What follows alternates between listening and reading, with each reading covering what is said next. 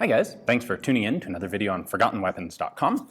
I'm Ian McCollum, and today we're going to have story time at the Cody Firearms Museum. We've got a couple of very unusual guns here, but what I want to do is tell you where these came from. Why do I have these here? Why are these here in the Cody Museum? Well, our story begins in 1882 when Sylvester Roper is granted a patent for this. This is marketed by his friend Christopher Minor Spencer, or developed into a complete gun, and this is the first commercially successful, or mostly successful, pump-action shotgun invented. The patent on this, there are a couple patents, but the relevant one in this case is issued in 1885 to Sylvester Roper. And this gun's kind of cool, it's kind of funky. We'll have a separate video on how the Spencer shotgun works. It sells, but doesn't sell all that well. And within a few years, Spencer is out of business. He's forced to mortgage a bunch of his equipment to the Pratt & Whitney company. He defaults on it. And ultimately, all of his guns and his patents are bought out by Francis Bannerman. Now, Francis Bannerman was running a surplus operation, a tremendously huge one that resulted in him building a literal concrete castle in the Hudson River in New York State to house his, well, legitimately thousands of pounds of explosive powder, among many, many other things. Guns, artillery, uniforms, the works. He could equip entire armies. And now he owned a pump-action shotgun. So he continued to manufacture these and sell them. And, he bought the whole thing cheap. So he was making some money. Until Winchester introduces this guy. This is an 1893 Winchester pump-action shotgun.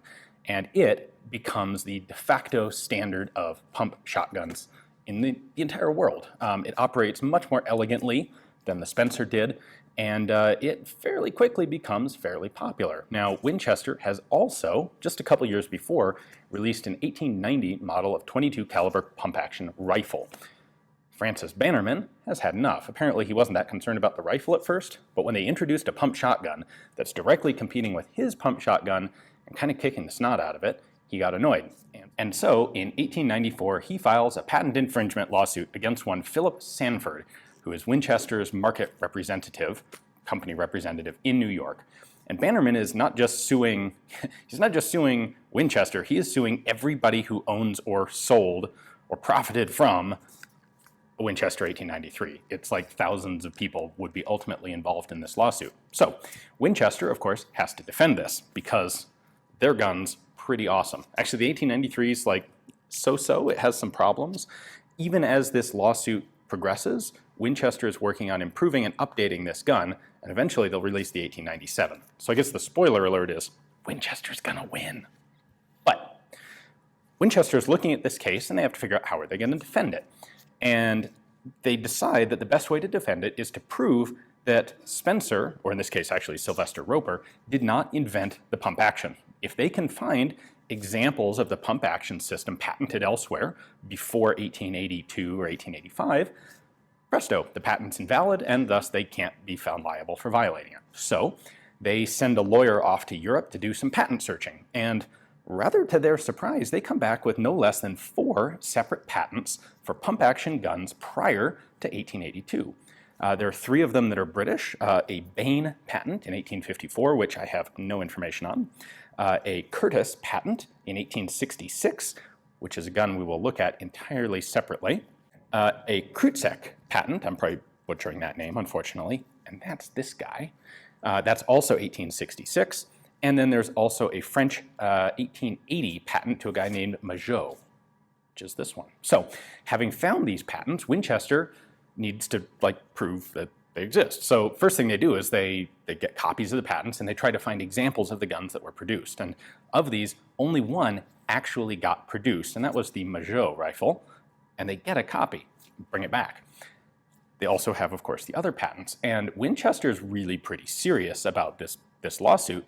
And Winchester happens to have a pretty darn good tool shop with a bunch of really talented machinists. And so they take the patent drawings for the Krutzsch and the Curtis, take them into the patent shop, and they're like, here, build us a couple of these, because we need them for evidence in the court case. We don't want to go in with just a patent, and maybe the judge looks at it and goes, well, I mean, come on, you could patent a time machine, but if it doesn't actually work, is your patent valid? No. So, and when we look at these things, holy crap, these are like very, very odd firearms. And it would be very easy to look at the patents for these and go, that could never conceivably work. So Winchester actually builds examples of two of these, the Curtis and the Krutzsch.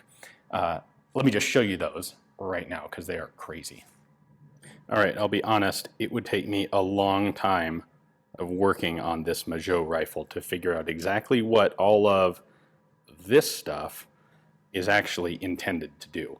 So I can show you the basic pump system, but when it comes to things like the intricacies of, oh right, there's a weird magazine thing in the buttstock, that's going to have to wait for another day.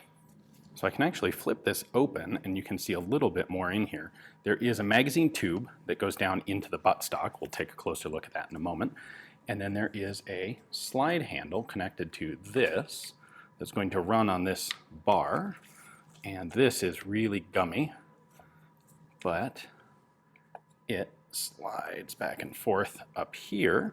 You can see it's connected to an extractor right there. So it's going to pull a cartridge out. Not really sure what's supposed to happen when it comes all the way to the back, but somehow a new cartridge gets pulled out of this tube and, oh, come on, really sticky. Goes all the way up into the front. I don't know what all this is. So if I had more time to disassemble this and the museum staff weren't watching, and I wasn't terrified of the potential of it going sprawling into 1,000 pieces, maybe I would dig into it more. I can show you this, which is clearly some sort of magazine deal in the butt plate. This opens partway, but then it catches on what looks like a follower there. So, not really sure exactly what's going on inside there. Now that Magot rifle was actually manufactured actually manufactured in France. This, the Krutzsch rifle, was manufactured by Winchester. So what you're looking at here is a Winchester tool shop or model shop production gun that is going to be straight, as close as they can stay to the actual patent drawings to create another functioning slide action gun with a patent date in the 1860s. So you can see the slide handle there. This one's also not quite in functioning shape, because this bit ought to be down inside. However, this one I can actually walk you through exactly how it's supposed to work. So we've got our gorgeously finished pump handle. Not sure why they went to that much work out there, but this is going to slide back and forth. Now it doesn't go quite as far as it's supposed to, I think, because this isn't assembled correctly. But the thing to look at here are these two sets of interlocking teeth. When the action cycles, this tube has a cam cut in it and it will translate lateral motion into rotational motion. And this rod actually rotates. That is of course connected to this gear, which is going to rotate on here like this. And what that actually does is rotate this guy in and out. Now you can see if this was underneath this and on the inside, then our breech block here, because that's what this is, could curve or could travel all the way over, so right to here. You can see there's enough interconnection here to do it. When it moves all the way over, it seals the breech right there.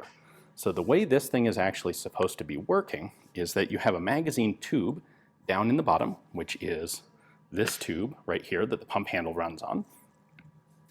A cartridge comes out the back of that and goes into this, which is hollow. This would be sitting down here directly behind the magazine tube. And then when you pump the handle, this is going to lift up and allow a cartridge to go down into the breech. Then when you pump the thing forward, the breech block comes in on top, seals the breech, and allows you to fire, while the next cartridge is pushed into this. Again, this is a little difficult to visualize because this is on the outside when it should be down there on the inside. This is actually kind of similar to the Aloft's shotgun conversion in a way. Not exactly, but you can see shades of the two between each other. Overall, this thing is really a magnificent tribute to the skills of the Winchester model shop or tool shop, the guys that made this thing, because it's kind of crazy to think that they took just a patent drawing, which doesn't have to be, well, which isn't flat out dimensioned, and doesn't have to be really fully functional. It just has to illustrate the concept being patented. And the fact that Winchester was able to take the patent drawing for this crazy thing and turn it into actually a pair of functional models is kind of insane. So there are actually two of these. Unfortunately, the other one I wasn't able to get out of the display case, but they're both on display here at the Cody Firearms Museum, along with the Magot rifle and the Curtis bullpup, along with a Spencer Bannerman shotgun and one of the Remington or Winchester 1893s. So despite how weird these guns look and the fact that they're completely impractical, they do work, and that is enough to satisfy the legal requirements for the patent infringement case. And so on June 5th, 1897, Winchester is declared the winner. Well, the judge hands down a decision finding Winchester the persuasive party. The suit by Bannerman is dismissed, and Winchester goes on that very same year to release the 1897 pump shotgun, which does become a barn burner of a success. And it's, I mean, shoot, you can still buy them today. New production ones, the Chinese are copying them. So that is the story of the suit between Bannerman and Winchester and how it resulted in a couple really wacky guns.